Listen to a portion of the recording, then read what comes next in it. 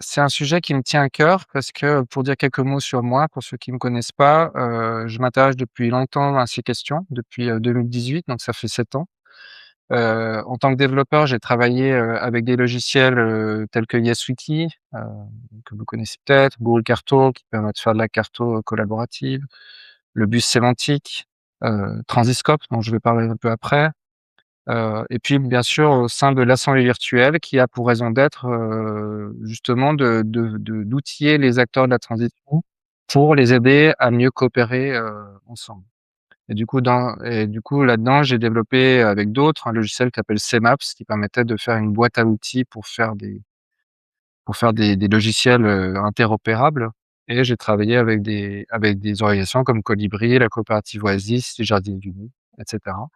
Et puis il y a 2 ans, il y a eu ce projet, de coopérative connexion, heu et qui a pour but de faire émerger, ce qu'on appelle le réseau social universel dont, je vais parler, à la fin de ce webinaire comme une possible solution à beaucoup de galères qu'on peut rencontrer, lorsqu'on essaie de faire de l'interopérabilité entre les logiciels. Je vais commencer par cette phrase qui résume un peu l'expérience, de 7 ans de travail autour de l'interopérabilité. Donc cette phrase, je vous la lis, c'est: «L'interopérabilité est pour les logiciels ce que la coopération est pour les humains. Un idéal auquel beaucoup aspirent, mais que peu réussissent à atteindre». Et j'ajouterais aussi que c'est difficile, surtout quand il y a pas les bonnes bases. Et ça, c'est vrai, autant pour la coopération entre humains que pour l'interopérabilité. Hem, donc là, le but de ce webinaire, c'est vraiment un partage d'expérience, donc c'est vraiment, partager mon point de vue, mon propre point de vue sur ces questions-là. Et il y a aussi une volonté de vulgarisation, c'est-à-dire d'expliquer à des personnes qui sont pas forcément techniques, des aspects, voilà, qui sont un peu techniques, mais sans entrer dans les détails pour que ça reste quand même, vraiment que ça soit les éléments les plus intéressants. Et le but, c'est vraiment voilà, que vous ayez une vision un peu général sur les difficultés qu'on peut rencontrer, lorsqu'on essaie de faire de l'interopérabilité entre des logiciels. J'entends un peu des bruits, parasites, donc n'hésitez pas à couper votre micro si vous êtes, connecté, merci. Hem, alors je vais commencer par la définition, de l'interopérabilité. C'est la capacité de matériel, de logiciels ou de protocoles différents à fonctionner ensemble et à partager des informations. Moi, je dirais qu'interopérabilité, c'est un peu un mot qui veut tout dire et rien dire. Parce qu'on peut dire: «Bon, bah, on a juste réussi à connecter un petit truc entre 2 logiciels». On peut dire: «On a créé de l'interopérabilité». Mais si on veut vraiment faire l'interopérabilité complète entre 2 logiciels, c'est quelque chose qui devient, extrêmement compliqué. Et c'est d'ailleurs un peu pareil avec la coopération. On peut dire: «Bon, ben, quand mon voisin, il lui manque un épice, une épice, je lui la prête». Bon, on peut dire: «C'est de la coopération», mais si on essaie par contre de faire de la coopération, si pour nous la coopération c'est, réussir à monter des projets, avec un groupe de 10 personnes, sans structure pyramidale, et ben là, on peut se dire que la coopération, c'est plus compliqué, quoi. Voilà. Donc vraiment, qu'est-ce qu'on entend par interopérabilité? C'est aussi important et ça va être le sujet. On va voir qu'il y a plein d'aspects différents qui s'entrecroisent. Je dirais aussi que que l'interopérabilité, c'est au cœur de internet. En fait, internet a permis, de faire plein de choses parce que justement, il y avait une interopérabilité. Et donc ça a permis toute une diversité de serveurs de pouvoir s'interconnecter, de pouvoir échanger des choses. Par exemple, l'email ou des choses comme ça, c'est grâce à cette interopérabilité. Donc c'est quelque chose qui est au fondement d'internet. Mais on voit aujourd'hui aussi que de plus en plus, il y a une sorte d'interopérabilité qui va rester seulement à l'intérieur de grandes entreprises comme Google et Microsoft ou Apple, qui en fait proposent une forme d'interopérabilité par exemple dans leur suite, de productivité ou du coup les Google Docs avec le Drive, avec tout ça. Mais ça, pour moi, c'est une fausse interopérabilité parce que c'est beaucoup plus facile à faire parce qu'en fait, on se met d'accord, on a accès aux mêmes données, c'est les mêmes développeurs. Donc en fait, effectivement, c'est pas du tout les mêmes problématiques. Mais après, c'est vrai que du coup, s'il y a quand même des gens qui s'arrangent de dire: «Bon, bah, moi, je suis sur Google et j'ai accès à plein de choses différentes, plein de services. Ils fonctionnent ensemble et du coup, c'est cool». Mais par contre, bah, du coup, bah, c'est quand même on est quand même coincé à l'intérieur de ces de ces entreprises, quoi. On ne sait pas à quelle sauce on va être mangé. Donc, je vais parler de 4 différents, aspects de l'interopérabilité. Je vais commencer par un qui est un mot qui est que vous avez peut-être entendu dont vous avez peut-être entendu parler déjà, c'est la notion de SSO. Ça veut dire single sign-on.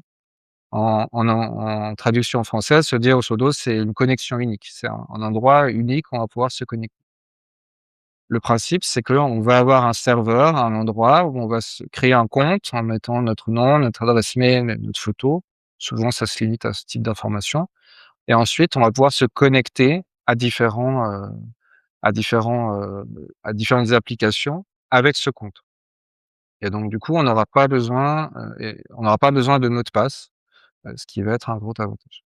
Ça, c'est quelque chose que vous avez déjà utilisé. Chaque fois il y a très souvent maintenant, quand on essaie de se connecter sur une application, ils vont nous proposer de nous connecter avec notre compte, Facebook, Google et cetera pour faciliter.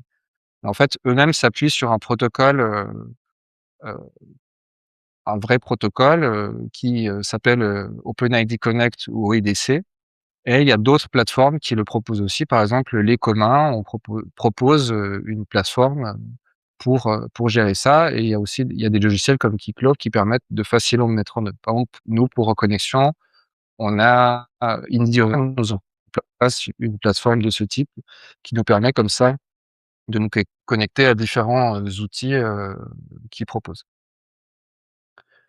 Donc l'avantage du SSO, c'est clairement, de pouvoir lutter contre ce qu'on appelle en anglais le account fatigue, la fatigue de, créer toujours des nouveaux comptes.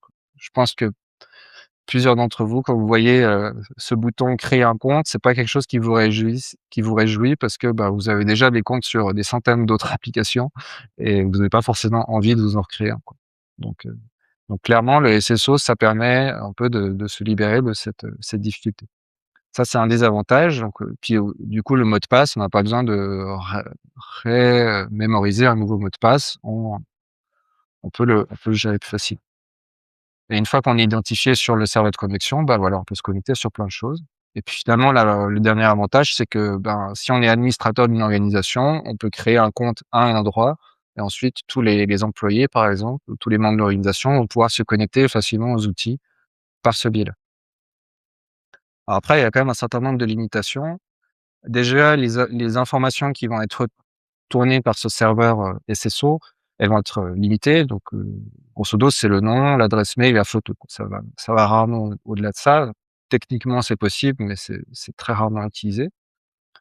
Heu, du coup, le mot de passe, par contre, n'est pas envoyé, hein, parce qu'en fait, il y a un système qui fait que justement, on n'a pas besoin de mot de passe. C'est juste le serveur qui va dire: «Je certifie que cette personne est bien connectée sur mon serveur». Une autre limitation, c'est il va y a pas de mise à jour. Donc si on met notre photo à jour sur le serveur de SSO, ça va pas forcément mettre à jour, heu, toutes les applications, à qui est connecté. Techniquement, c'est possible, mais la plupart des applications, elles implémentent pas ce type de choses parce qu'en fait, ce qu'elles veulent, c'est juste, nous permettre de nous connecter rapidement, mais après le fait de mettre à jour notre photo et cetera, c'est pas vraiment leur problème, donc c'est rarement implémenté. Et finalement, le point le plus important et ça, c'est pas forcément quelque chose dont on est conscient, c'est qu'au final, ça crée vraiment, un compte différent sur chaque application. Donc heu, donc c'est juste que le compte, en fait, il est pré-rempli, quoi. Donc on n'a pas besoin de se mettre un mot de passe, notre adresse mail, notre nom est pré-rempli et du coup, c'est plus rapide. Mais sinon, il y a pas de on reste quand même avec des comptes différents, donc toujours avec cette idée de séparation de silos. Et du coup, il y a absolument rien dans les SSO qui va favoriser le fait de pouvoir, communiquer, entre des applications. Le côté, communication, bah, c'est justement plutôt ce qu'on va appeler les passerelles. Donc ça va être le deuxième point qu'on va explorer là. Alors, les passerelles s'appuient sur le principe d'API. Donc l'API, ça veut dire Application Programming Interface. C'est grosso modo, c'est l'idée, c'est par exemple sur une instance de YesWiki. Donc YesWiki, c'est un wiki collaboratif. On va pouvoir avoir des données structurées, par exemple, avoir une liste d'acteurs avec leur adresse, par exemple. et ben, on va avoir une page qui va afficher les données, de manière lisible pour un être humain avec, tout ce qu'il faut, comme une page web, quoi. Mais on va aussi avoir une autre page, qui va être vraiment, spécifique pour les machines. Pour une applica pour du coup, une machine va pouvoir, comprendre les données avec la liste des acteurs. Elle va pouvoir comme ça les récupérer. Ça évite ce qu'on appelle le scrapping, qui est le fait d'aller regarder ce qui se passe, sur une page web pour prendre des informations. C'est plus pratique et beaucoup de logiciels proposent ça.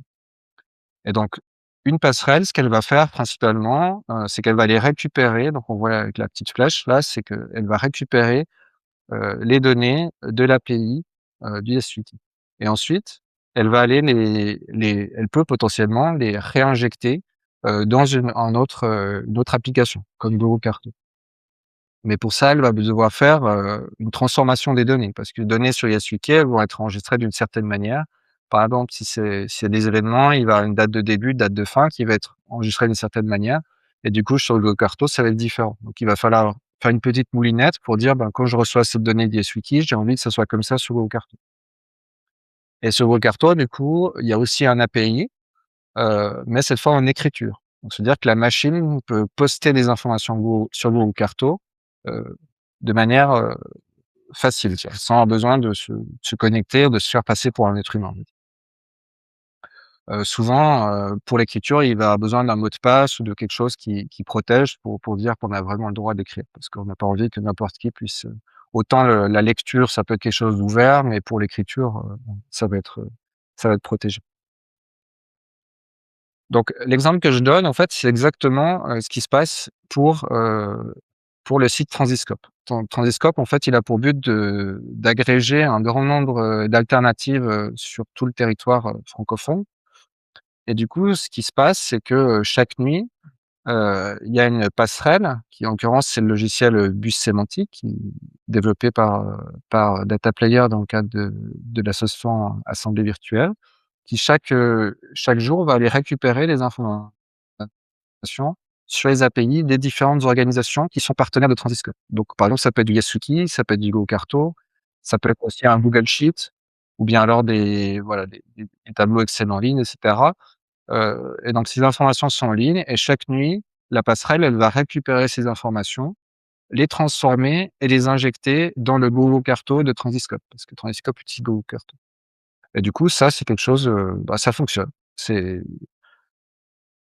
ça fonctionne plutôt bien et Transiscope, c'est un projet très chouette qui est porté de longue date et qui est aussi l'occasion, du coup, à plein d'organisations de travailler ensemble. Je recommande que vous jetiez un coup d'œil si vous connaissez pas. Alors, il y a quand même un certain nombre de limitations à tout ce concept de passerelle. Le premier, c'est que si l'API de YesWiki ou d'autres choses, il change et ben, du coup, ça va potentiellement casser toute la passerelle, quoi. Elle va plus pouvoir lire les données et ça va interrompre, la nuit. Il peut y avoir des problèmes, des problématiques qui nécessitent une intervention humaine. Par exemple, la question des catégories. Ça, pour Transiscope, c'est un gros problème parce que les différentes plateformes sur lesquelles ils s'appuient, ils utilisent, des catégories qui leur sont propres. Hem, Isabelle, tu peux couper ton son aussi? Et du coup, les différentes catégories sont pas les mêmes que celles de Transiscope. Et du coup, par exemple, si une organisation elle utilise la catégorie écologie, mais que Transiscope, alors ça c'est un exemple, j'ai pas regardé dans les détails, mais eux, ils ont plutôt une catégorie politique et agriculture. Et il se trouve que écologie, bah, certaines choses qui sont dans écologie, ils doivent aller dans la politique et d'autres dans la culture. Et ben, bah, là, il y a un problème, quoi. Donc, Transiscope, ils ont dû travailler pas mal sur cet aspect-là, de se mettre d'accord sur des catégories pour être sûr de pouvoir faire un mapping qui va correspondre. Un aspect, c'est la duplication de données, c'est-à-dire que plusieurs, cartes, peuvent avoir, les mêmes, données et du coup, ben, il faut éviter ça et des fois les mêmes données avec un nom différent ou avec des choses un petit peu différents et du coup, pour ça, ils ont dû mettre en place un petit outil de modération en fait pour s'assurer que les données enfin voilà, pour repérer les duplicats et les fusionner, on peut dire. Voilà, aussi, par rapport à ces passerelles, disons que ça fonctionne bien tant qu'on est avec des données vraiment publiques, complètement publiques. Mais si on part sur les données où il y a une partie de données qui sont privées, qui doivent être visibles que par certains utilisateurs, et ben là, du coup, ça devient plus possible parce que en fait, sur les autres plateformes, on va plus pouvoir, s'authentifier, on va plus pouvoir vérifier qui est qui et du coup, les permissions ne fonctionnent plus, quoi. Donc on peut dire, généralement, c'est utilisé principalement pour des données publiques. Hem, une autre limitation encore, c'est le fait que la mise à jour, elle est pas immédiate. C'est-à-dire que c'est chaque nuit que Transiscope va aller le bus sémantique va aller chercher les données sur les différentes plateformes, heu et donc en fait, il faut attendre, une nuit pour avoir le résultat. Et puis aussi entre guillemets, «c'est pas écologique» dans le sens qu'il faut aller chaque fois récupérer un grand nombre de données. Après je mets ça entre guillemets parce qu'en réalité, c'est un quelqu'un qui regarde un film sur Netflix va utiliser beaucoup plus de données que Transiscope, utilise pendant une nuit. Donc c'est pas on peut pas dire c'est vraiment un problème, mais en tout cas ça, ça, pardon, excusez-moi, c'est pas un problème, mais quand même c'est pas très optimisé. Voilà. Alors il y a une solution pour ça, c'est ce qu'on appelle les webbooks. Donc là, je sais pas si vous avez remarqué, mais la flèche de gauche, c'est dans l'autre sens. Cette fois-ci, c'est le YesWiki qui va envoyer, les données, à la passerelle. C'est-à-dire chaque fois qu'il y a une mise à jour, il y a quelque chose qui est ajouté ou supprimé ou mis à jour, et ben, l'information va être envoyée sur un URL, sur un lien spécial caché, de la passerelle qui comme ça va pouvoir savoir et pouvoir mettre à jour, de manière, immédiate, les informations sur Google Cartoon. Donc ça, c'est quelque chose qu'on a implémenté dans le bus sémantique et aussi dans YesWiki. Donc ça permet, potentiellement de faire, des choses de manière un peu plus flexible et plus fluide. Par contre, il y a quand même des avantages parce que, bah, ça veut dire qu'il y a beaucoup plus de requêtes qui sont faites, à travers la passerelle. Donc il faut un peu suivre ce qui se passe et puis aussi il y a un risque de désynchronisation. Si par exemple à un moment le serveur n'est plus en ligne et ben, on peut rater des informations et cetera. Ça demande un peu de travail à ce niveau-là. Une autre limitation, très importante dans cette notion de passerelle, c'est le fait que, c'est très difficile de le faire fonctionner dans les 2 sens. Donc ça peut pas vraiment être utilisé pour vraiment créer de la synchronisation en disant: «Bon, bah, du coup, quand il y a une donnée qui est modifiée sur Inessiki, elle va aller sur Moncarto et quand elle est modifiée sur Moncarto, ça va aller sur Yasugi». Pourquoi? Parce que, il peut y avoir une grande hétérogénéité des données. Heu, par exemple, sur YesWiki, il peut y avoir des champs, des données en plus qu'il y a pas sur Gcarto et vice versa. Donc, donc voilà, il y a besoin d'une sorte de source d'autorité. Heu, il y avait eu cette question on a travaillé avec, Oasis, du coup, et eux, ils avaient besoin de quand il y a des petites annonces qui étaient créées, que ça soit envoyé sur, Passerelle Echo qui est un magazine de petites annonces, autour des éco-communautés. Et du coup, en fait, ben, on a dû se résoudre à le faire seulement dans un sens parce que ça posait des problèmes. Moi, personnellement, j'ai jamais vu fonctionner bien dans les 2 sens. Mmh et donc on peut pas dire que ça permet vraiment de créer de la synchronisation. Il y a toujours un endroit, il y a une source d'autorité et après il y a d'autres endroits où simplement on va récupérer les données. Donc je dis pas que c'est complètement impossible, mais en tout cas dans les structures dans lesquelles j'évolue, de tout ce qui est ESS et cetera, ils ont pas les moyens d'avoir, des développeurs et cetera qui s'occupent de choses aussi complexes, quoi. Ils ont besoin d'avoir des choses un peu simples qui sont mis en place et une fois qu'on voilà et on peut pas s'amuser à faire des choses pas et par rapport à la maintenance, donc la dernière limitation, bah, c'est le fait qu'il y a besoin d'avoir un logiciel intermédiaire, donc ça rajoute du travail potentiellement. Donc le pire des cas, c'est de développer soi-même cette passerelle et donc devoir la maintenir avec le serveur et cetera. Après, on peut utiliser d'autres logiciels, du coup qu'on n'a pas besoin de maintenir, mais potentiellement on devra les payer. Un des logiciels du coup que j'ai mentionné, c'est le bus sémantique qui est utilisé par Transiscope. Après il y a d'autres choses comme Zapier ou Mail, qui, en fait, eux, ils sont plutôt, focalisés sur des applications et des logiciels qui sont très utilisés. Par exemple, un usage typique, c'est quand quelqu'un ajoute une nouvelle ligne sur un Google Sheet, et ben, ça va envoyer un message sur Slack, par exemple. Donc c'est ce type d'interaction c'est plutôt pour ce type d'interaction que c'est utilisé, pas vraiment pour de la synchronisation ou du partage de données, même si c'est bien sûr aussi possible. Là, je vais aborder le sujet que bien sûr, je pense que plusieurs d'entre vous, ont à l'esprit, c'est, alors, maintenant avec, l'intelligence artificielle, alors est-ce qu'en fait tous ces problèmes, est-ce que c'est des problèmes du passé? Ah donc effectivement, une intelligence artificielle, si elle voit différents champs, pour par exemple pour transformer les données d'un yes il va pouvoir, comprendre que ça, c'est la date de début, ça, c'est la date de fin et cetera. Donc elle va pouvoir faire un mapping, une transformation, une traduction, on peut dire, d'un logiciel à un autre sans, difficulté. Il faudra quand même qu'elle ait la documentation du logiciel vers lequel les données vont être envoyées parce que sinon elle saura pas forcément quoi faire. Mais si elle a toute la doc à disposition, elle peut très bien s'en tirer. Après par contre, moi ce que je dirais, c'est que c'est pas le plus compliqué. Le fait de juste dire il y a un mapping, de dire que ce champ correspond à ce champ. Les fois où j'ai travaillé sur des passerelles, c'était vraiment, le truc qui prenait un quart d'heure quoi. Mmh Même pas. Alors que voilà, c'est les vrais problèmes, c'est plutôt tout ce qu'il y a autour. Tout ce que j'ai évoqué et ça, l'intelligence artificielle le résout pas forcément. Les problèmes de permission, les problèmes de vouloir aller dans les 2 sens, les sources d'autorité et cetera. L'intelligence artificielle, peut pas résoudre en fait.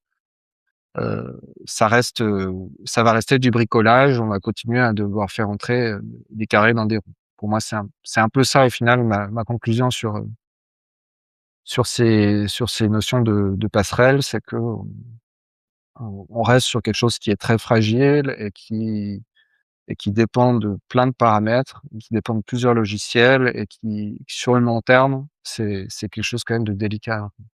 Et d'ailleurs, par rapport à l'IA, il faut de toute façon aussi la superviser, il faut la maintenir aussi et cetera. Donc on est aussi sur ces problèmes de maintenance, qui sont quand même aussi voilà, maintenant j'aimerais aborder un autre aspect, qui est le sujet d'ActivityPub. Donc ça peut peut-être vous surprendre, qu'on parle d'ActivityPub, là ou pas, mais je vais m'expliquer, vous allez comprendre.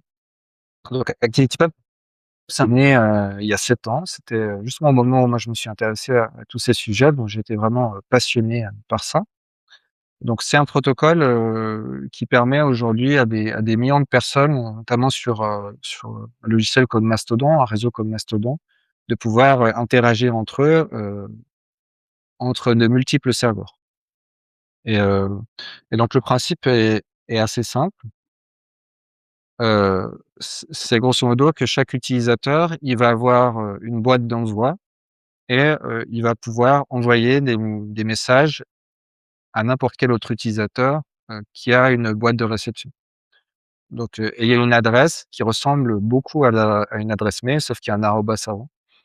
Mais, donc vous comprenez que le principe est très similaire à celui de l'adresse mail. La différence, c'est que c'est pensé pour les réseaux sociaux, donc pour, avoir des par exemple, pouvoir suivre quelqu'un, pouvoir, liker quelque chose, pouvoir reposter des messages et cetera. Donc c'est en fait, il y a des messages qui vont être structurés. L'email, c'est un message, c'est n'importe quoi en fait dans un email. Là, ça va être des messages structurés. Et c'est ça qui donne, beaucoup plus de possibilités et du coup, grâce à ça, là, on voit que Alissa, elle est sur le serveur 1 et Ben est sur le serveur 2. Donc on peut être sur différents serveurs et ces serveurs vont pouvoir communiquer. De même que pour l'email, on peut, être sur différents fournisseurs d'email et continuer à communiquer entre eux. C'est le principe de la fédération. Donc ça permet déjà d'être sur un principe de décentralisation et là aussi, ben, le mot interopérabilité est un élément souvent clé dans tout ce de de fédération et de réseaux sociaux. Alors, ça, c'est pour les utilisateurs, mais en fait, ActivityPub, il peut aussi fonctionner pour des applications. Si on imaginait demain que YesWiki soit compatible ActivityPub, j'avais commencé le travail, mais ça n'a pas été fini. On pourrait imaginer que l'instance YesWiki, donc un site YesWiki, il est un acteur ActivityPub qui, qui du coup, agit comme un utilisateur en fait, comme un être humain, sauf que c'est, du coup un acteur, de l'application. Et à ce moment-là, s'il y a 2 instances, YesWiki, la première instance peut envoyer un message de type follow pour dire: «J'ai envie de suivre, ce que tu fais». En l'occurrence, le «tu», c'est une autre application. et à ce moment-là, l'autre, l'application va pouvoir potentiellement, elle va répondre, OK. Elle va l'ajouter sur la liste de followers et ensuite, dès qu'il y aura des nouvelles données, donc quelque chose une donnée qui est créée, qui est mise à jour ou qui est supprimée, et ben, automatiquement, la première instance va recevoir ces notifications.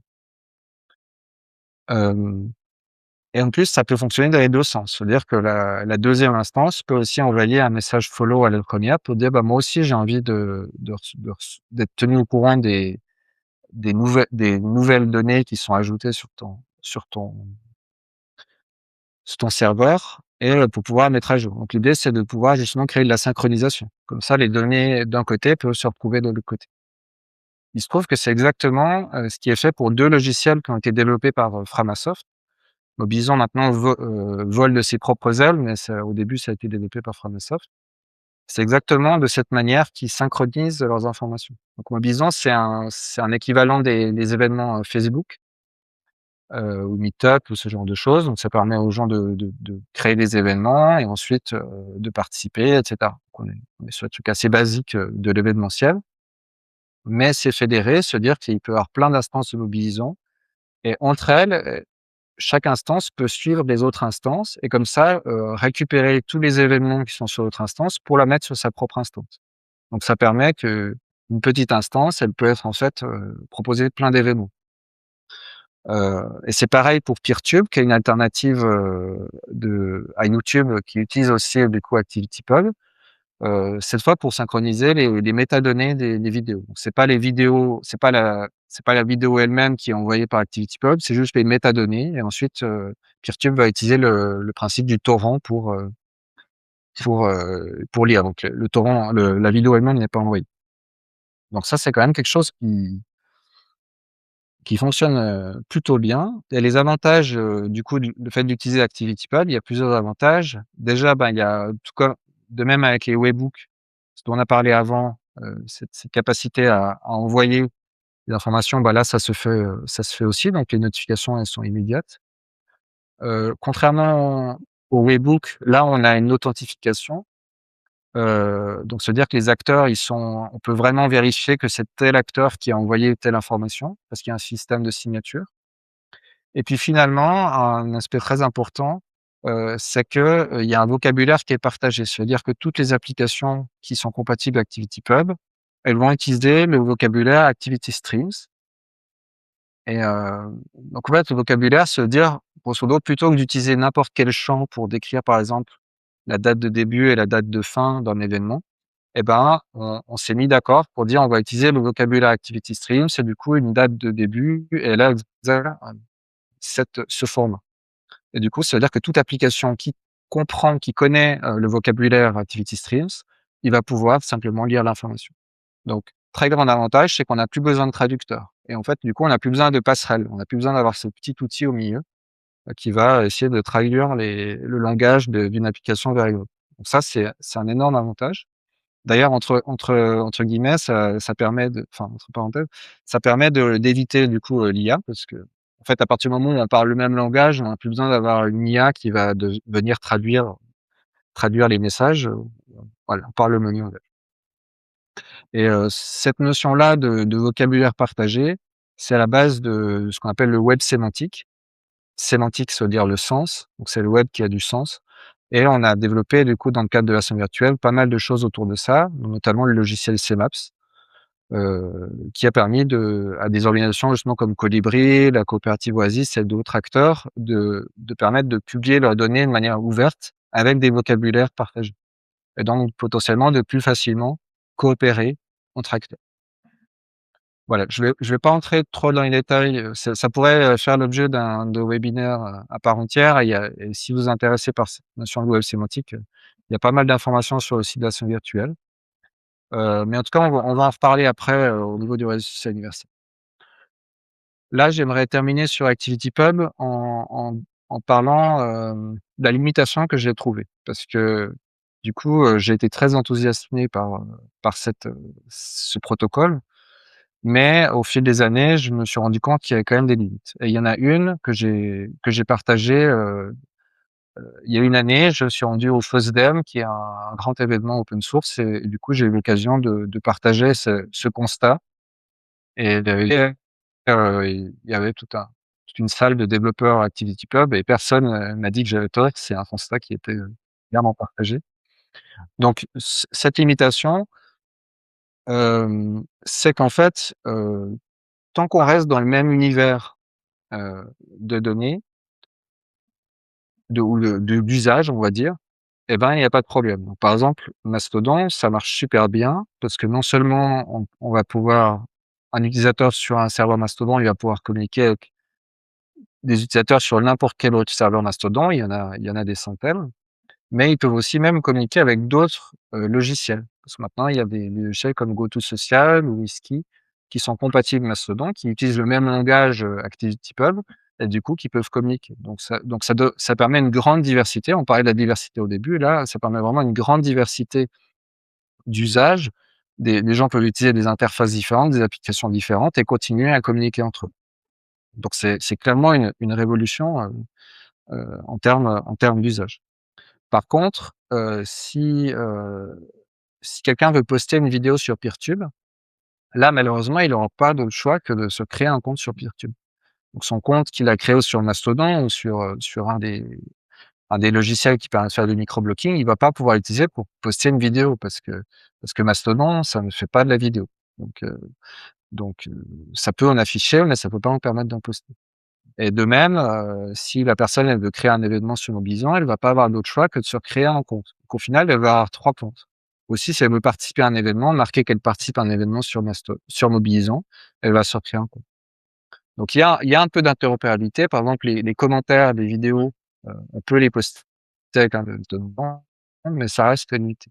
Et du coup, au final, on reste avec ce problème qu'on a évoqué au départ, qui est que le fait que les utilisateurs doivent se créer, heu, beaucoup de comptes et que du coup c'est fatigant et que voilà. Et puis notamment, bah, on perd aussi notre réseau parce que le compte qu'on a créé sur Peertube, ben, du coup, on n'a pas tous nos contacts.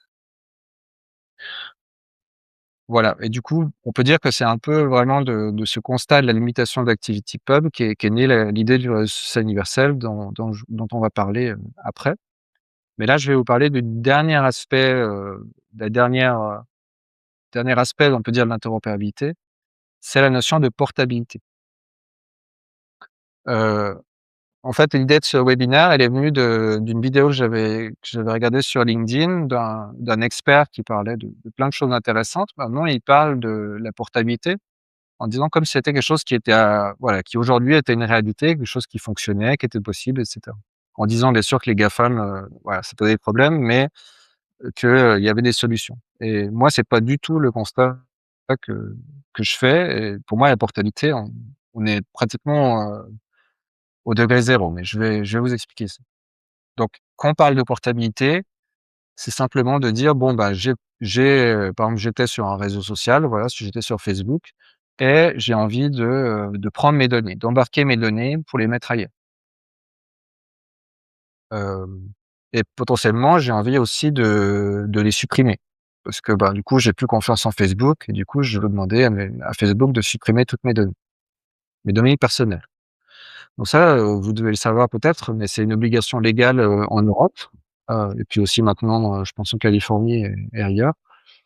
Heu, donc c'est une obligation, donc même des petites plateformes, elles sont obligées de permettre ça et d'une certaine manière, c'est logique parce que ce sont nos données, donc si on a envie de prendre nos données, on doit pouvoir les récupérer et puis de même, si on a envie de supprimer nos données, on doit pouvoir les supprimer. Donc en fait, on est vraiment sur quelque chose qui est cohérent. Mais après, ça veut pas dire qu'on va pouvoir en faire quelque chose. C'est ça le problème, c'est qu'une fois qu'on a extrait nos données, qu'est-ce qu'on peut en faire? Et donc les limitations qui sont autour de ça, c'est que déjà le format qui va être extrait, ça va être un format qui est alors on n'est pas du tout sur le web sémantique ou sur des vocabulaires partagés et cetera. C'est vraiment les données brutes, qui sont, incompréhensibles pour un être humain, qu'éventuellement, bah, justement des gens qui travaillent là-dessus peuvent, réussir à le transformer pour réussir à en faire quelque chose. Mais en plus, ce format peut changer, donc Facebook a aucune obligation à garder un format standard, le format peut changer du jour au lendemain, c'est leur liberté. La procédure elle-même, elle peut être un peu compliquée. Moi, j'étais surpris que quand j'ai voulu exporter mes données LinkedIn, bon, j'ai toujours mon compte là-bas, mais j'ai voulu tester de les exporter. Ils demandaient 24 heures pour le faire. Alors, en tant que développeur, je suis surpris qu'il y ait besoin de 24 heures pour extraire les données. Bon, après, je peux comprendre qu'ils ont plein de serveurs, et cetera, mais pour moi, il y a un peu une volonté de dire: «Bon, on veut vous donnez l'impression de vouloir partir, mais attendez, on va vous laisser un petit peu mariner, que vous ayez le temps de réfléchir, si vous voulez partir». Mais bon, ça, c'est des petits détails. Et par contre, ce qui est vraiment le problème, c'est que en fait, ce qui va être extrait de ce du réseau social, en fait, c'est uniquement nos données, personnelles. Et donc en fait, c'est comme si, toute notre vie sociale, mais sans les autres, quoi. Donc, dans notre vie sociale, on a réagi à des posts, on a posté des commentaires sur d'autres posts, et cetera. Bah, tout ça, en fait, c'est perdu. Ou alors si on récupère les commentaires, on sait plus à quoi ils faisaient référence. Si on récupère les likes, on sait plus à quoi ils font référence. Et puis les messages qu'on envoie, et cetera, en fait, tout ce qui est pas à nous, en fait, disparaît. Parce que bien sûr, Facebook ne va pas nous envoyer aussi les posts des autres personnes. On peut le comprendre aussi. Mais du coup, en fait, à quoi ça sert, quoi? C'est comme si, grosso modo, ça nous permet de faire une sorte de photo de notre vie sociale à un temps X, mais après qu'est-ce qu'on en fait? Bon, on peut le mettre dans notre musée, personnel, je sais pas quoi, ou on peut peut-être, si on fait des recherches universitaires, on peut disséquer notre vie sociale et se dire: «Ah, c'est intéressant, là, j'ai posté, tant de posts, ce jour-là», et cetera. Bon, je sais pas ce qu'on peut en faire. Mais en tout cas, si on a envie de le mettre dans un autre réseau, bah, là, ça va pas servir à grand chose parce que de toute façon, la plupart des données vont être inexploitables. Et puis en plus, nos amis, ils sont toujours dans Facebook et on va pas pouvoir communiquer avec eux. Donc qu'est-ce que tout ça va signifier? Je ne sais pas. Voilà, donc ça c'est vraiment une grosse difficulté. Je vais quand même aborder disons le meilleur cas qui est celui de Mastodon, parce que Mastodon, bah, bien sûr, eux, ils ont un intérêt à permettre aux utilisateurs de pouvoir, changer de serveur parce que justement un utilisateur n'est pas lié particulièrement à un serveur, il peut changer de serveur et pouvoir continuer à communiquer avec n'importe quel autre utilisateur sur un autre serveur. Chez Mastodon, ils ont fait des efforts, pour faire de la portabilité. Donc ce qu'on peut faire, c'est effectivement, exporter nos données, de notre compte et puis ensuite les réimporter sur un autre serveur. En plus de ça, on peut, envoyer, automatiquement, Mastodon, il va envoyer une activité de type, move. Donc move, ça veut dire, déménager quoi. Donc grosso modo, Michel, tu peux couper ton son s'il te plaît? Merci. Donc move, ça veut dire grosso modo, Alyssa, elle dit à Ben: «Bon, grosso modo, j'ai déménagé sur un autre serveur et voici ma nouvelle adresse». Donc du coup, ça peut permettre comme ça au serveur de Ben de pouvoir mettre à jour, le contact pour que comme ça, ben, tout va bien. Et puis en plus de ça, ben, Mastodon, il va mettre un lien entre l'ancien compte et le nouveau compte. Donc tout ça, c'est pas mal, mais il y a quand même des limites, notamment le fait que là, pour Mastodon, il va y avoir juste un transfert, de notre profil et de nos contacts, mais pas, mais pas de nos posts et pas de nos likes et pas toutes nos interactions. Pourquoi? Parce qu'en fait, on est sur du Twitter, donc en fait, c'est plein de petits messages. Souvent, c'est des messages qui sont des réponses à d'autres messages et cetera. Donc tous ces messages, en fait, ils ont déjà un peu leur propre vie dans le réseau Mastodon. Et potentiellement, ça veut dire qu'il faudrait, dire à tous les serveurs qui sont en lien avec tous ces messages qu'on a envoyés et qui sont peut-être, répercutés sur plein de serveurs, que ce message a une nouvelle adresse. Et ça serait très compliqué à gérer donc je pense ils ont laissé tomber, enfin ça prendrait des centaines de messages à envoyer à plein de serveurs, peut-être potentiellement même des milliers parce que si la personne elle avait envoyé, je sais pas, 10 000, messages, il faut écrire à des centaines de serveurs que ces 10 000 messages ont changé d'adresse et redonner une nouvelle adresse. Donc tout ça, ça fait beaucoup de choses qui deviennent compliquées à gérer, donc ils le font pas et on peut le comprendre. Après l'autre limitation, c'est que si le serveur, il disparaît du jour au lendemain, bah là, c'est foutu, on a perdu toutes nos données et on n'a pas pu avertir nos contacts. Et puis même si si le serveur on a eu une notification à l'avance pour dire: «Bon, ben, nous, on veut arrêter notre serveur, mais voilà, dans 6 mois» et du coup, bouger sur un autre serveur. Bah, du coup, ça va pendant les 6 mois, mais une fois que les 6 mois ont passé, bah, du coup, la redirection entre notre ancien compte et notre nouveau, ben, disparaît et puis les posts, ils disparaissent aussi. Donc en fait, on est sur quelque chose qui est donc ça marche plutôt bien tant que tous les serveurs restent en ligne, quoi. À partir du moment où on part de l'idée qu'il y a des serveurs qui disparaissent et ben, et ça, c'est malheureusement la vie des serveurs, c'est qu'il y a des fois ça s'arrête parce que pour plein de raisons différentes, et bah, du coup, les données sont perdues. Voilà. Hem Eh bien, je pense qu'on est dans les temps et on va finir du coup sur, par rapport au réseau social universel. Donc là, on a vu que l'interopérabilité, bah, ça peut signifier plein de choses, hein. On a entre le Espresso, la passerelle, ActivityPub, la portabilité et cetera. On a vu, c'est un petit aperçu de toute la complexité de ce que ce mot peut signifier, quoi, et qu'est-ce que ça peut ça peut, poser comme problème. Et surtout lorsqu'il est question de réseau social. Tant que c'est juste des données, comme l'exemple du début d'une instance SVT qui veut répliquer sur une autre, ça peut encore aller, mais quand on passe sur le réseau social où il y a beaucoup de données qui vont être, imbriquées les unes dans les autres, bah, ça devient, très compliqué. Cela dit, la bonne nouvelle, c'est que je pense que c'est pas une fatalité. En fait, pour moi, la problématique, c'est que l'architecture générale du web actuel, en fait, n'est pas adaptée. Et ce qu'on appelle le réseau social universel, c'est une nouvelle architecture qui va placer l'interopérabilité au cœur même de cette architecture. Donc là, je vais pas tout réexpliquer le concept, que si vous n'avez pas eu l'occasion de voir le webinaire qu'on a donné en juin dernier, ben, je vous invite à le faire. Il est sur la première page, de notre site, reconnexion.coop. Mais je vais en reparler, mais d'une manière un peu différente, en focalisant en particulier sur la notion de porte de.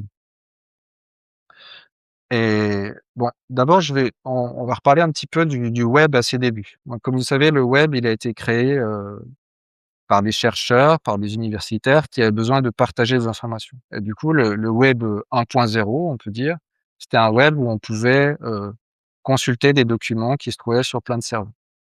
Et du coup, on peut dire le personnage principal de ce web 1.0, c'est, le surfeur.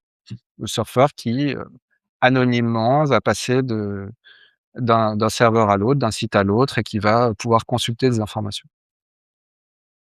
Heu et d'ailleurs ce surfeur, bah, du coup, il est anonyme et il vient les mains vides, en fait. Parce qu'on imagine que quand on est en train de surfer, bah, on peut pas avoir sur nous plein de choses, quoi. Bon, là, en l'occurrence, il a un téléphone plus un ordinateur, mais je sais pas trop comment il fait pour tenir son surf, mais bon, c'est une parenthèse. Hem, donc ça, c'est le web 1. Après, à partir du ce qu'on appelle le web 2, c'est le web où on va créer des interactions sociales où en fait, l'utilisateur, il va devenir de plus en plus producteur de données. Et d'ailleurs, on parle d'utilisateur là. Au début, c'est juste un surfeur, c'est un visiteur. On parle aussi des visiteurs qui visitent un site. Mais à un moment, on passe justement à la notion d'utilisateur qui, du coup, est invité à se créer un compte. Heu et d'ailleurs, au début, ce compte, il est anonyme puisqu'on va juste dire: «Bon, bah, voilà, moi je m'appelle, Guigui 32 et voilà et devinez bien qui je suis, c'est égal, quoi. Et c'est seulement à partir de Facebook qu'il y a qu'on nous pousse à mettre notre vraie identité, sur les réseaux sociaux pour pouvoir retrouver nos amis et cetera. Donc mais en tout cas dans tous ces sites qu'on visite du coup, qui commencent à proposer du coup de se créer un compte, au début quand on se connecte sur le site, et ben, le site ne connaît absolument pas. Il sait pas qui on est absolument un anonyme, absolu, quoi. Et c'est seulement une fois qu'on a créé un compte, qu'on a créé un mot de passe, du coup, qui nous permet comme ça, vu que nous, on se rappelle notre mot de passe, mais pas notre voisin, ça permet d'identifier qu'on est bien la même personne. Et du coup, il y a aussi un système de cookies qui permet comme ça de mettre sur l'ordinateur qu'on est bien connecté et cetera. Donc tout ça, de côté, on y est habitué. Mais si on prend un peu de recul et on se dit: «Bon, bah, essayons de se projeter comme si cette vie qu'on vit là avec tous ces sites où chaque fois qu'on va sur un site, on doit se recréer un compte et cetera. Essayons de le projeter dans le monde réel.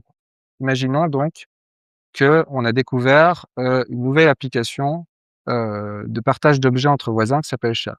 Voilà. Alors le problème, bah, déjà, c'est que, bah, il faut traverser cette frontière et du coup à la frontière, nous on arrive à la main les mains vides quoi, on a rien, on est personne et du coup on va devoir d'abord galérer pour se créer une identité pour que la pour que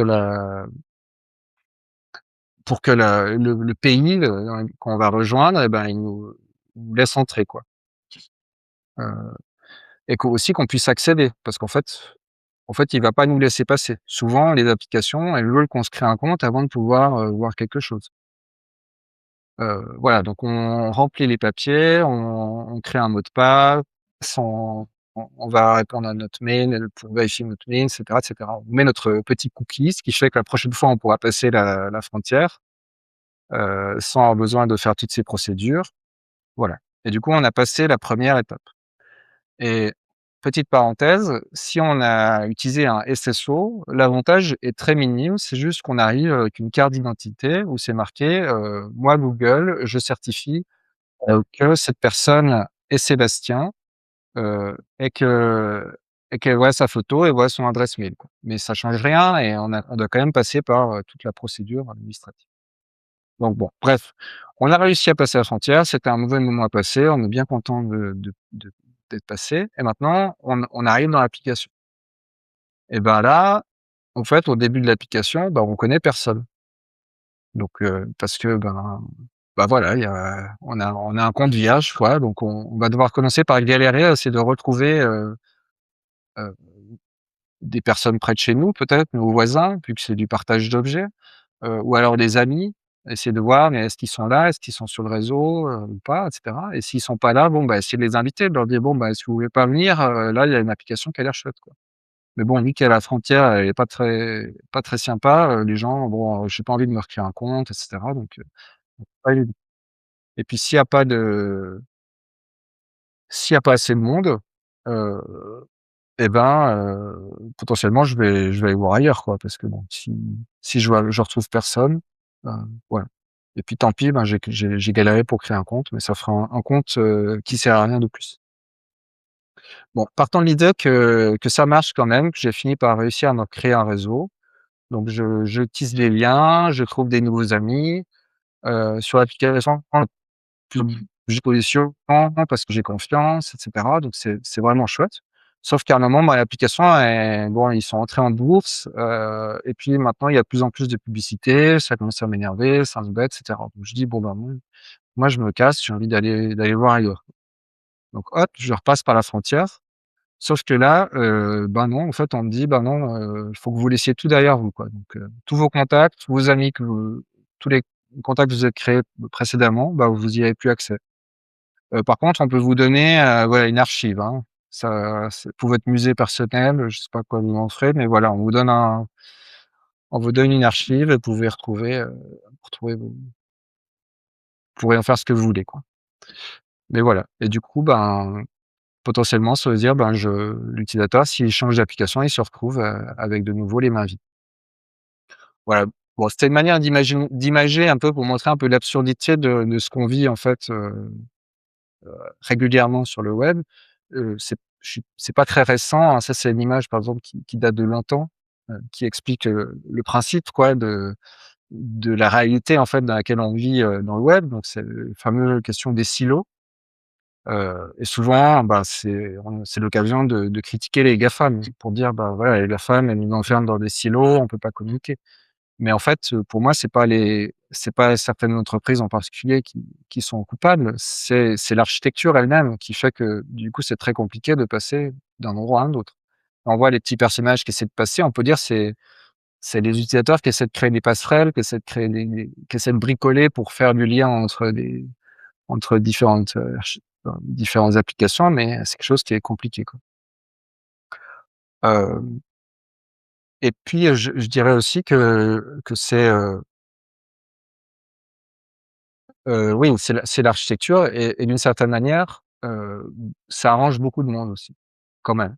Parce que du coup, ben, une fois que si tu as réussi à voilà, à proposer une application de partage d'objets entre voisins et que tu as réussi à avoir des centaines de milliers de personnes qui sont dessus et bah, du coup, tu as une très grosse valeur ajoutée sur le petit nouveau qui débarque et qui aimerait, proposer quelque chose de similaire. Donc du coup, pour les investisseurs, ceux qui ont investi dans cette application, et ben, ils sont super ravis en fait du fait que les utilisateurs soient coincés à un bon. Alors la solution, c'est quoi? Et ben, on va, on va dire très simplement, bah, c'est la possibilité d'emporter avec soi un sac à dos avec ses données. Donc ça fait qu'au lieu d'arriver, les mains vides dans une nouvelle application, en fait, avec, on vient avec nos données. On peut emporter nos données d'un endroit à un autre. On n'a plus ce côté de la frontière où dès qu'on franchit la frontière, on perd tout et on repart, les mains vides. Donc cette idée, de sac à dos, en fait, c'est heu, ce qu'on peut appeler le pod ou donc c'est une idée qui est portée par l'inventeur du web, donc s'appelle Tim Berners-Lee. Donc lui qui a inventé le web 1.0 dont on a parlé au début, et bien, il s'est rendu compte quand même assez vite qu'il y avait ce problème et du coup, il essaye de pousser depuis, une dizaine d'années le concept, un projet qui s'appelle Solid et un concept de ce qu'il appelle le POD, le Personal Online Data Store, ce qui veut dire en français le industriel en ligne et que nous on a simplifié par l'acronyme, enfin par, le mot porte-données qui reprend aussi, POD, donc ça tombe bien et du coup ce porte-données qui est au cœur, du coup, vous l'aurez compris, du RSS universel, il comprend plein de choses. Il comprend notre profil, mais pas seulement notre photo et notre nom, mais peut-être aussi nos centres d'intérêt, notre adresse, postale, plein d'autres infos, notre téléphone et cetera. Plein d'informations qui peuvent être importantes. Il y a tout notre carnet de contacts et nos contacts, on va pouvoir continuer à les contacter, échanger avec eux. Notre agenda et puis, en fait, plein de types de données. Par exemple, si on a été sur une application de covoiturage, ben, peut-être qu'il y a les trajets qu'on a faits, les gens qu'on a rencontrés, dans du covoiturage. Si c'est une application de partage d'objets, il y aura tous les objets qu'on a envie de prêter, ça peut être les projets, les documents et cetera. Donc toutes nos données personnelles se retrouvent là-dedans. Alors comment c'est possible? Grosso modo, heu, l'idée c'est que, les applications, elles vont pouvoir lire les données qui sont dans ce porte-données, mais elles vont pas pouvoir lire tout. Elles vont lire seulement ce qu'on leur donne, accès, quoi. Donc, par exemple, si c'est une application de covoiturage, on va pas forcément donner accès à notre bibliothèque de photos ou bien à nos informations bancaires, par exemple. Donc on choisit, précisément ce à quoi on donne accès et les applications, elles vont aussi, bien sûr, écrire aussi, donc rajouter des choses dans notre, sac à dos. Hem, C'est-à-dire que grosso modo, l'idée, c'est que dès qu'il y a une idée qui concerne, et ben, c'est pas l'application qui va la garder, mais elle va la mettre directement dans le porte-données et donc et puis surtout, les données, elles sont enregistrées dans un format ouvert et c'est là où revient la notion de web sémantique que j'ai partagée avant, avec cette idée de vocabulaire partagé, où en fait un vocabulaire, voilà, donc du coup les applications, si par exemple on a enregistré des événements pour un agenda et ben, la date de début, la date de fin, tout ça est enregistré de manière, lisible avec ce vocabulaire partagé. Du coup, n'importe quelle application, elle va pouvoir retrouver ces informations et faire quelque chose de ces informations. Donc du coup, l'interopérabilité, le fait que plusieurs applications potentiellement écrivent et lisent le même type de données, ça devient quelque chose qui est facile. Et finalement, bien sûr, si j'ai envie de quitter l'application, il y a pas de souci, je peux prendre tout avec moi parce que, bah, voilà, toutes mes données sont déjà avec moi. J'ai pas besoin de galérer pour essayer de les transférer. Et donc, on voit au final qu'avec ce concept de porte-données, de réseau social universel, on a résolu à peu près toutes les limitations qu'on a évoquées jusqu'avant. Donc par rapport au SSO, en fait, on peut dire que le porte-données, c'est une sorte de super SSO, sauf que là, il y a pas seulement, notre nom, email et heu et notre photo, mais il y a toutes nos données, quoi. Par rapport aux passerelles, bah, là, il y a besoin de Tera, il y a pas besoin de petits outils pour essayer de traduire les données d'une application à une autre parce que, tout est enregistré dans un format ouvert. Par rapport à ActivityPub, ben, là, il y a, bah, grosso modo, avec ce qu'on utilise actuellement, on utilise ActivityPub, donc on peut communiquer avec n'importe quel autre utilisateur sur internet. Et puis finalement, bah, il y a pas, besoin de passer par des procédures très compliquées pour, transférer, ces données. En fait, les données, elles sont déjà avec nous. Donc il y a pas besoin de les les prendre d'une application et de les mettre dans une autre application. Elles sont toujours avec nous. Donc c'est vraiment un changement de paradigme, mais qui résout en fait tous les problèmes qu'on a évoqués. Ça, c'est les avantages pour les utilisateurs, finaux, on peut dire, mais pour une personne qui veut créer une application, qui veut proposer une nouvelle application, il y a aussi beaucoup d'avantages. Parce que déjà, elle va pas avoir besoin d'avoir immédiatement des centaines de milliers d'utilisateurs pour que son application fonctionne. Parce que les utilisateurs, vous l'avez compris, dans le réseau social universel, les utilisateurs sont pas liés à une application. Il y a un réseau qui est là, tout comme le réseau internet voilà, c'est un réseau d'utilisateurs et du coup, ils peuvent utiliser les applications qu'ils veulent. C'est l'accès, il y a pas assez de grosses, frontières, qui est un passage par lequel personne n'a envie de passer. En plus de ça, il y a la possibilité de profiter de données existantes. Donc, il y a le réseau de contacts qu'on peut emmener d'une application à une autre, mais il peut y avoir d'autres types de données qui vont être utiles aussi, l'adresse de domicile, heu, les événements qu'elle envoie et cetera. Nous, on avait par exemple une idée d'une petite application, qui s'appellerait Alerte covoiturage, qui simplement regarderait les événements, auxquels on a prévu d'assister, regarderait les contacts des personnes qu'on connaît et puis nous enverra une petite notification si elle voit qu'il y a une personne qu'on connaît qui va au même événement que nous et qu'en plus on est sur le même chemin, quoi.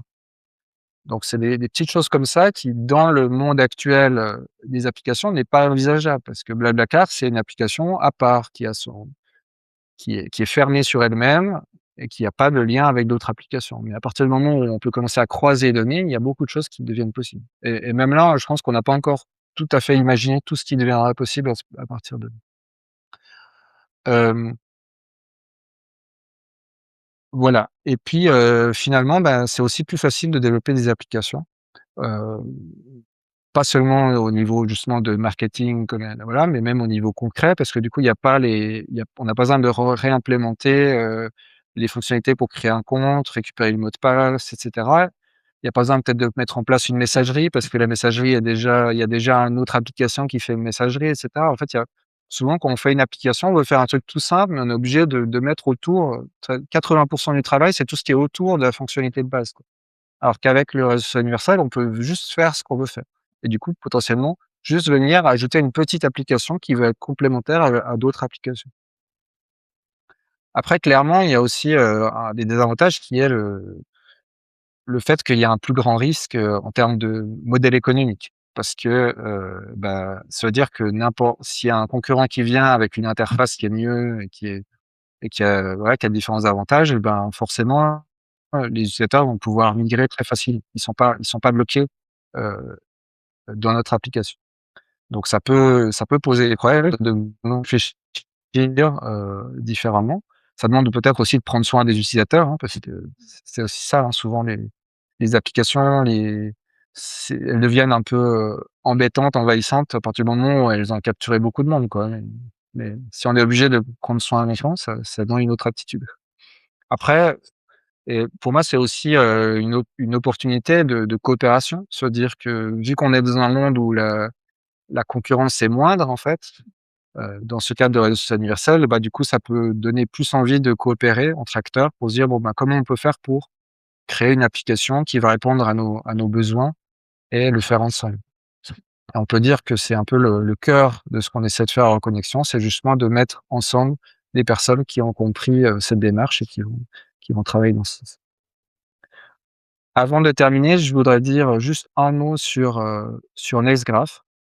Parce que Nextgraph, j'en avais parlé, rapidement lors du webinaire de juin.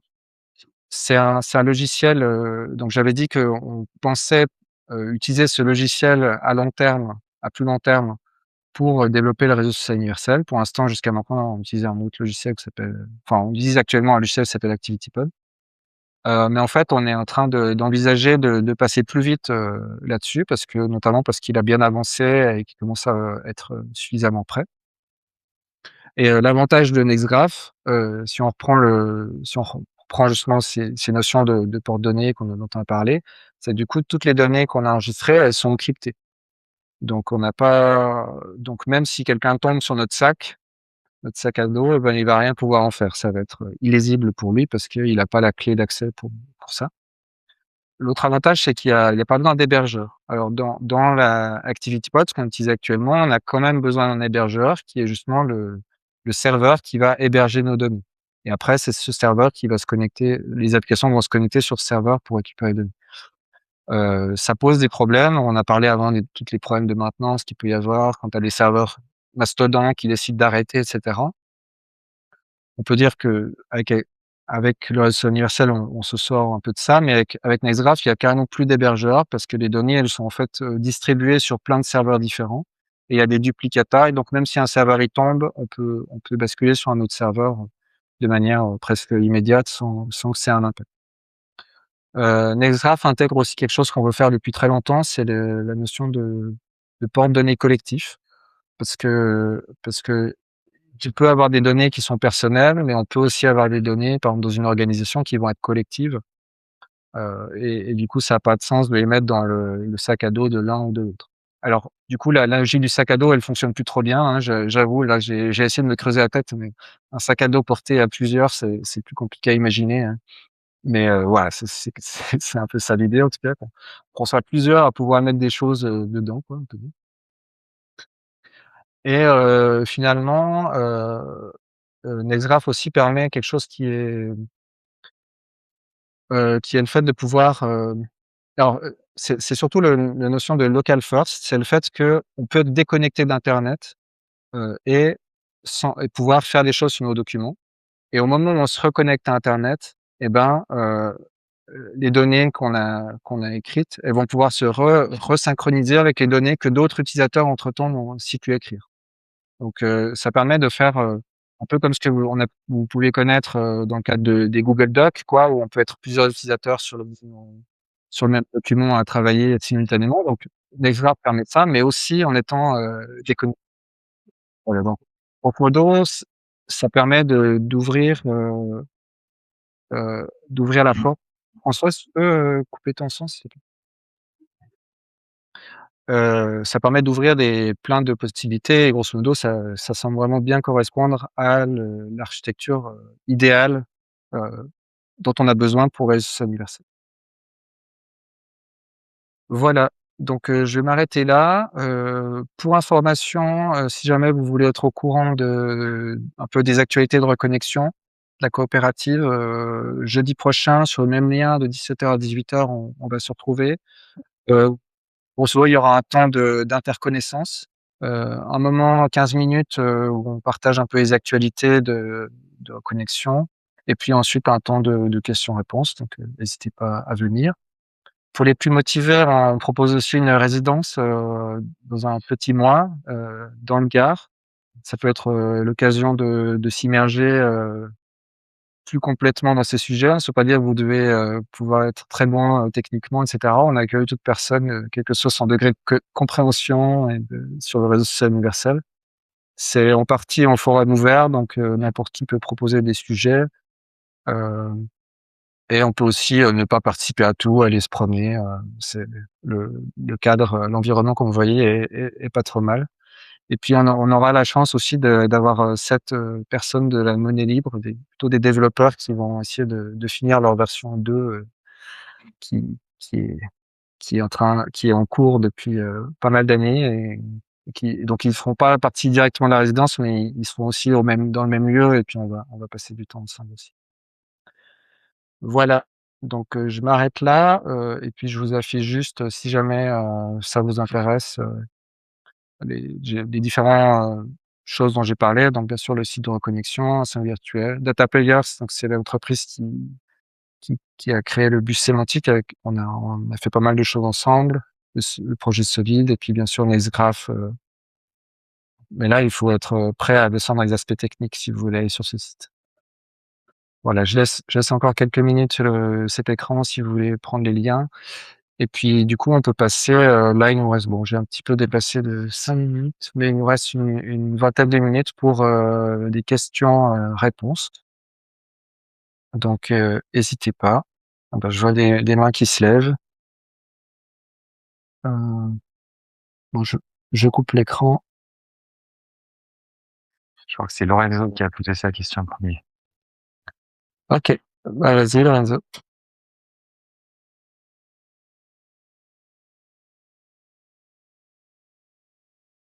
On t'entend pas.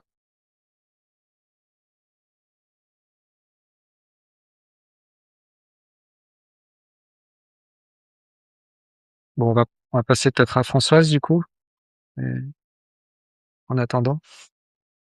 Ouais, est-ce que vous m'entendez? Ouais. OK. Bah, merci d'ailleurs, déjà pour cette présentation. J'ai bien aimé l'illustration, en image du web 2.0, c'est assez clair. Donc je crois que merci. Moi, j'ai une question sur le fait qu'on dit quand on se fait dans le réseau social universel, on pourrait profiter des données, d'autres applis, y compris le réseau de contact. Il faut quand même que chaque utilisateur ait autorisé, une appli à pouvoir lire ces données.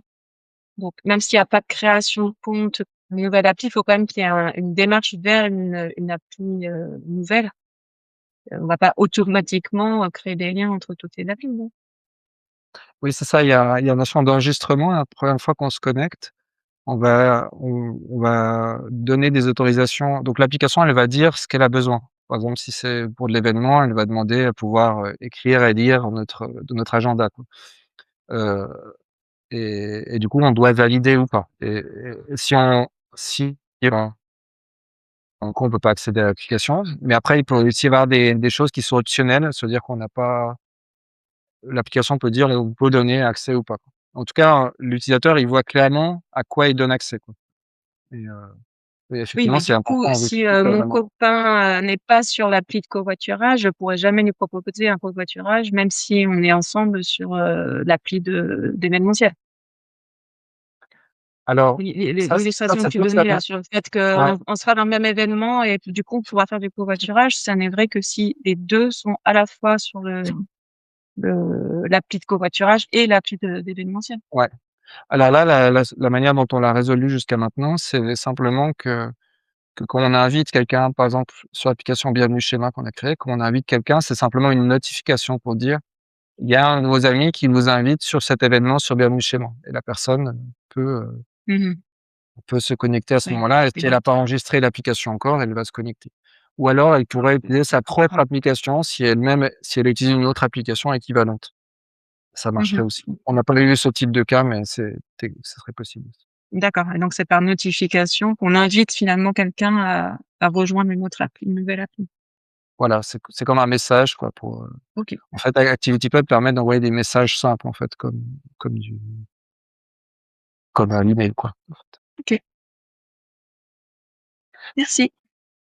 Lorenzo, du coup tu arrives, ton Oui, son. est-ce que vous m'entendez cette fois-ci, sachant qu'il y a Ouais. du bruit environnant? OK. Donc j'avais posé une question tout à l'heure concernant, le, la version 2 de Transiscope au niveau agenda interopérable. J'ai déjà dû la poser par le passé, mais du coup, je la repose. Et puis j'avais une deuxième question que j'ai mise sur le chat également. Y a-t-il un plan B s'il n'y a plus d'électricité? Voilà, et puis je sais plus si j'en avais une troisième, mais j'en reste là pour l'instant. Merci. Juste, ça m'a vraiment éclairé sur beaucoup de points. J'espère que ça pourra être diffusé auprès de plein d'autres acteurs qui n'ont pas encore connaissance de toute cette démarche. Ciao. Super. Bah, merci, je suis content d'apprendre que quelqu'un comme toi, Lorenzo, qui connaît autant, enfin, qui a autant été sur ces sujets d'interopérabilité que même là, tu apprends encore des choses, donc c'est bon signe, ça prouve que ça servait à quelque chose, c'était bien. Alors, par rapport à Transiscope, je sais pas où ils en sont. Enfin, donc effectivement, Transiscope avait pour but aussi de créer la même chose. Pour l'instant, c'est simplement une carte de points d'acteurs, quoi, une carte géographique et ils avaient, le but de créer aussi la même chose, mais, pour les événements, pour avoir un agenda collaboratif entre tous les acteurs et donc alors Simon avait prévu je sais pas s'il avait prévu de venir ici, mais il aurait pu répondre mieux, que moi. Simon de Data Player, en fait, une des problématiques principales qu'ils ont rencontrées, c'est qu'ils voulaient permettre en fait, la plupart de ces organisations, elles avaient leur agenda sur, Facebook et du coup, ils ont créé un outil qui permettait au fait, d'extraire les données de Facebook avec l'autorisation, bien sûr, de l'organisation, de dire: «OK, j'installe une sorte de petit module sur Facebook pour extraire mes événements pour qu'ils puissent être mis sur l'agenda». Mais en réalité, Facebook, même si techniquement en théorie, c'était possible de le faire, en fait, Facebook s'est arrangé pour que ça marche pas. Donc ça marche en développement, quand les développeurs font les tests, ça marche, mais une fois que c'est mis, vraiment en ligne, ça marche plus. Et en fait, Facebook a pas d'obligation légale de faire marcher ce genre de choses ou peut-être que Transcorp pourrait les attaquer en justice, mais voilà, ils ont pas forcément les moyens. Et donc ça a un peu cassé la dynamique parce que la plupart des associations étaient sur étaient sur Facebook, et donc ils ont mis après des connecteurs aussi pour Mobilisant et d'autres agendas, mais peut-être pas suffisamment pour que ça crée un agenda intéressant. Donc c'est peut-être pour ça que c'est encore un peu en attente. Mais ça montre en tout cas que cette problématique, qu'on parlait de la portabilité et cetera, qu'en fait quand on dépend trop des GAFAM, en fait, ça peut pas marcher. D'ailleurs, il y en a au niveau de l'Union européenne, il y en a qui travaillent, qui aimeraient qui aimeraient imposer aux GAFAM et même à d'autres plateformes, l'interopérabilité. Se dire qu'on puisse se connecter comme avec, Mobilisant, qu'on puisse se connecter depuis d'autres, plateformes. Mais ils font tout pour l'empêcher, en invoquant notamment la question de sécurité en disant: si on permet à des acteurs extérieurs de pouvoir communiquer avec nous et du coup ça va être une grosse faille de sécurité et cetera». Donc grosso modo, ils essaient qui est pas faux, hein, mais après, c'est aussi voilà, c'est aussi les problèmes qui peuvent se régler aussi, tout comme le mail. Le mail est interopérable. Après, il y a les problèmes de spam, mais du coup, on arrive quand même à trouver des solutions pour le spam. Voilà. Puis la deuxième question, c'était s'il y a plus d'électricité. En tout cas, l'avantage avec Nextgraph, c'est que ça fonctionne même sans internet. Donc ça veut dire que alors s'il y a plus du tout d'électricité, il y a quand même plus de batterie pour ordinateur, là, je pense qu'on peut juste sortir dans la rue et discuter avec son voisin. Je pense que ce sera la meilleure chose à faire. En tout cas, moi, c'est comme ça que je recommande, voilà. Mais en tout cas, Nextgraph, même s'il y a une coupure d'internet, on peut continuer à travailler avec nos documents et ça, c'est quand même quelque chose de précieux parce qu'actuellement, on est passé en fait au début où tout était sur ordinateur. Donc si l'ordinateur brûlait, on perdait toutes nos données. Ensuite, tout est passé sur le cloud. Mais si, il y a plus d'internet ou si le serveur du cloud dit: «Oui», on perd tout. Et du coup, Nextgraph, ce qu'on appelle local first, ça permet justement d'avoir un peu le meilleur des 2 mondes, à la fois nos données en local, mais quand même synchronisées sur les serveurs externes, ce qui permet la collaboration et ce qui permet aussi du coup des backups. Voilà, et je passe la parole à Berthélémy. Oui, merci. J'ai une question concernant le passage à Nextgraph qui est prévu selon ce que tu as défini. Ce que j'ai pas très bien compris, c'est s'il y a une idée de garder cette compatibilité avec ActivityPub ou pas? Parce que derrière ActivityPub, il y a quand même tout le Fediverse et il y a un écosystème qui est déjà en place. Et Mmh. ma question, c'est est-ce que, il y a une idée de garder cette compatibilité, avec le Fediverse ou pas forcément? Alors oui, tout à fait. Hem, En fait, on a reçu une subvention d'une fondation, qui s'appelle NLnet aux Pays-Bas.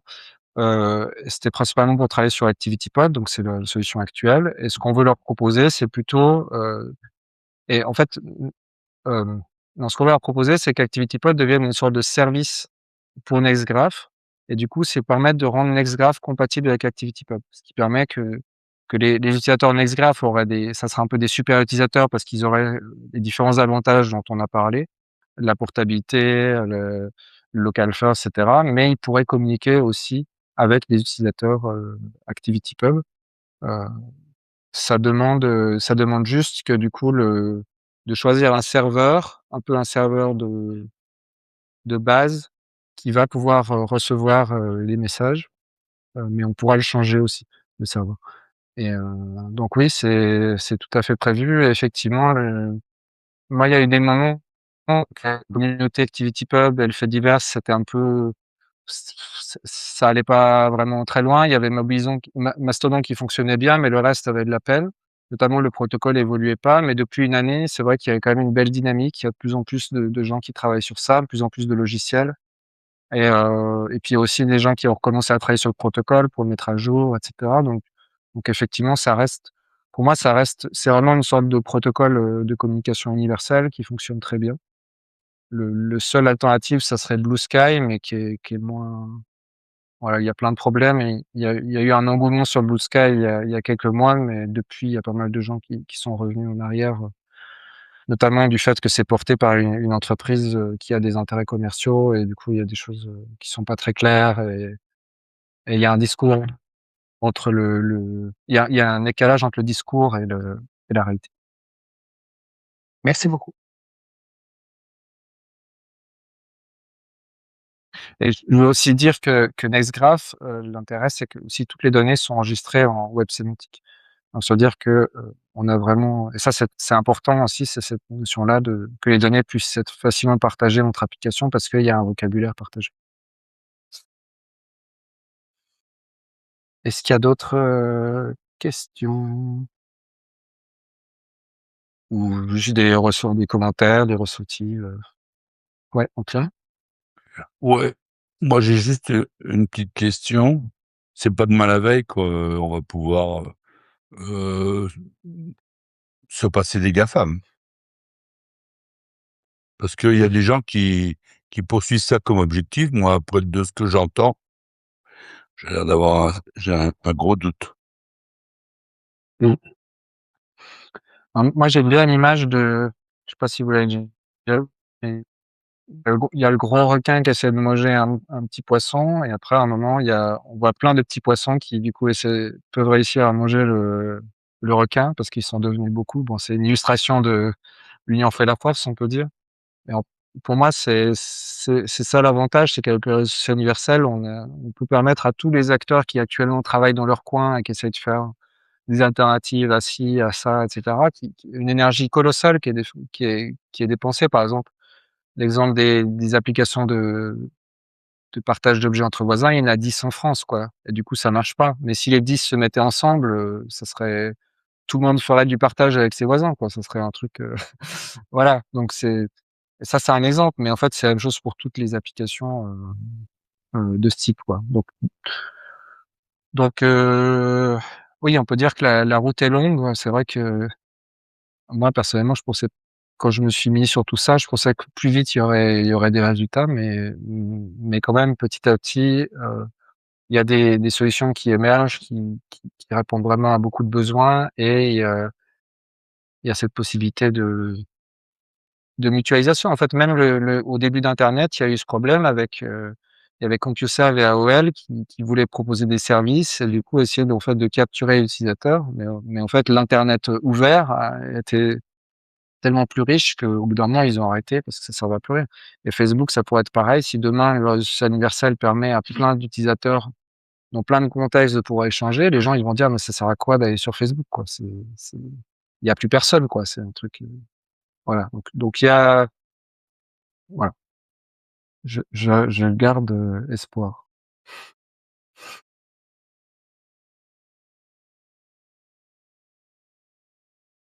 Est-ce qu'il y a d'autres questions ou commentaires?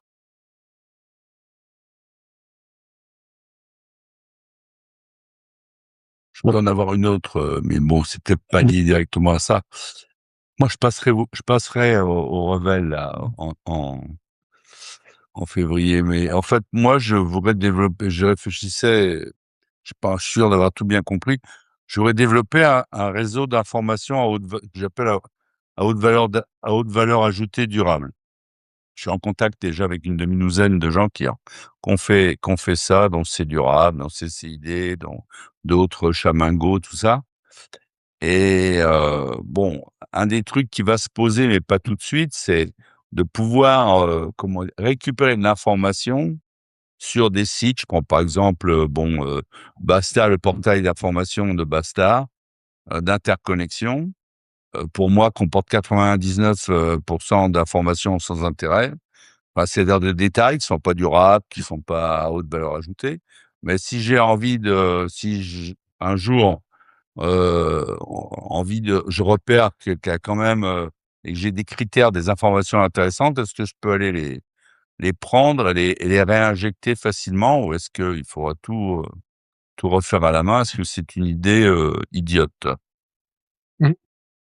Oui, bah, le concept de passerelle dont j'ai parlé, en fait, si c'est pour injecter après dans le réseau social universel, je pense que ça a du sens. Enfin, on pourrait imaginer des petites applications qui ont pour but justement d'aller prendre des informations qui sont coincées à tel ou tel endroit et les injecter dans le réseau social universel et c'est Parce comme les libérer, quoi.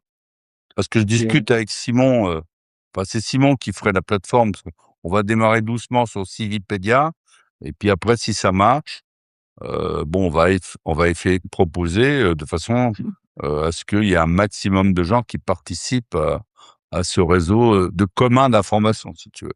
Mais pas c'est vraiment moi je raisonne en termes d'information, sur la santé, le on est sortir de la pollution informationnelle. Bon ça c'est mmh, mon délire, OK. hein. Bah, avec plaisir pour en parler, pendant la résidence alors. Mmh.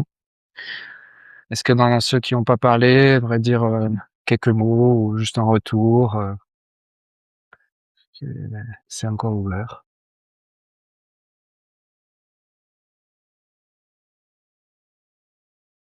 Bah, peut-être aussi, est-ce qu'il y en a parmi vous qui connaissaient pas du tout Reconnexion et le projet de réseau social universel, avant ce webinaire?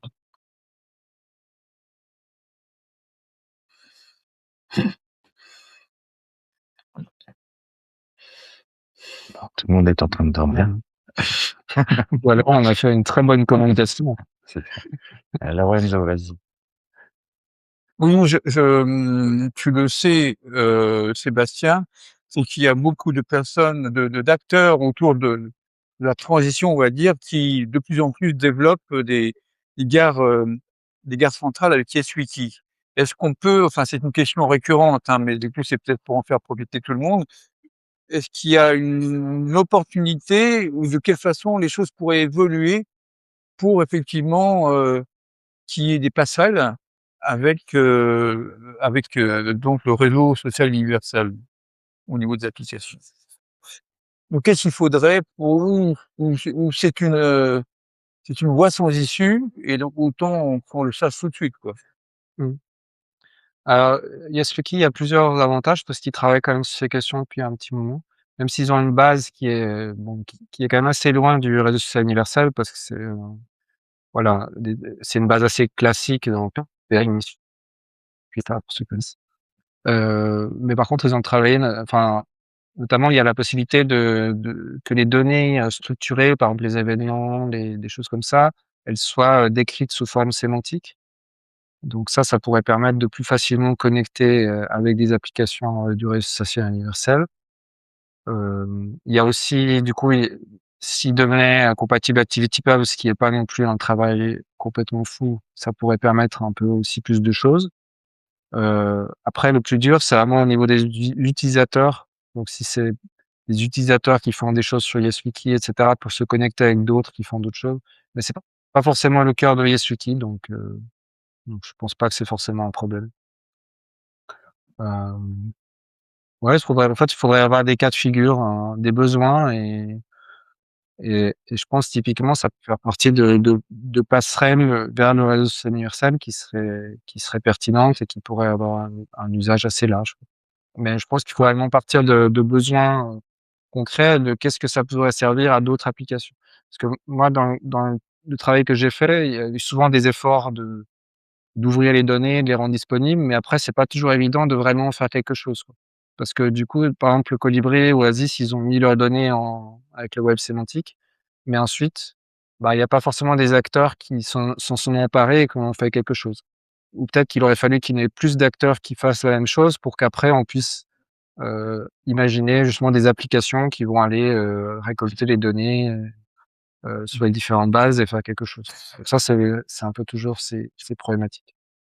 Donc il y a des acteurs qui essayent de rendre les données ouvertes, mais voilà, alors qu'au moins avec le réseau social universel, en fait, toutes les données vont être potentiellement ouvrables, enfin beaucoup plus facilement, quoi, donc ça pourrait permettre plus facilement Ça pas seulement des gros acteurs comme Colibri et la coopérative Oasis. Ouais, Lorenzo, si tu il y a quelque chose? Ah, il est figé.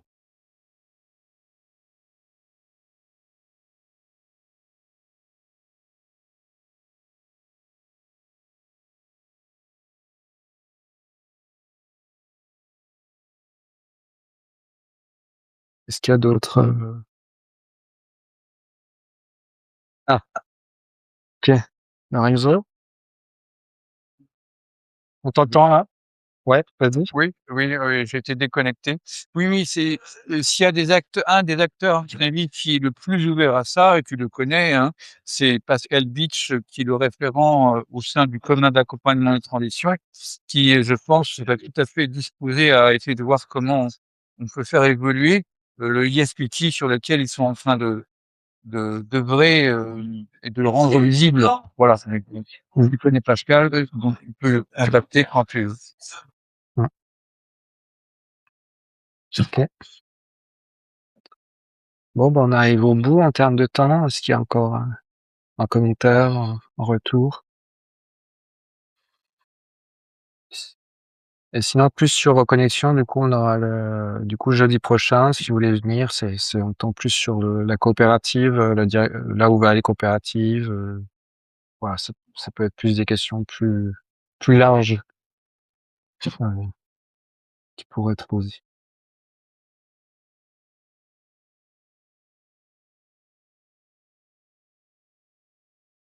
Bon, Antoine, le mot de la fin? Le mot de la fin, merci à tous de participer. J'espère que vous avez appris des choses. J'espère que ça vous donne envie que le réseau social universel existe et de participer d'une façon ou d'une autre. On est à votre disposition pour toutes les questions. Comme disait Sébastien, on a un site où il y a quelques informations, donc reconnexion.com. Il y a un forum aussi où vous pouvez vous inscrire. C'est forum.reconnexion.com. Et voilà, il y a déjà une cinquantaine de personnes qui échangent plus ou moins sur cette plateforme. Et donc, on peut poser des questions sur un peu tous les sujets. Voilà. J'ai dit bonne soirée à tous. Merci. Free audio post-production by alphonic.com.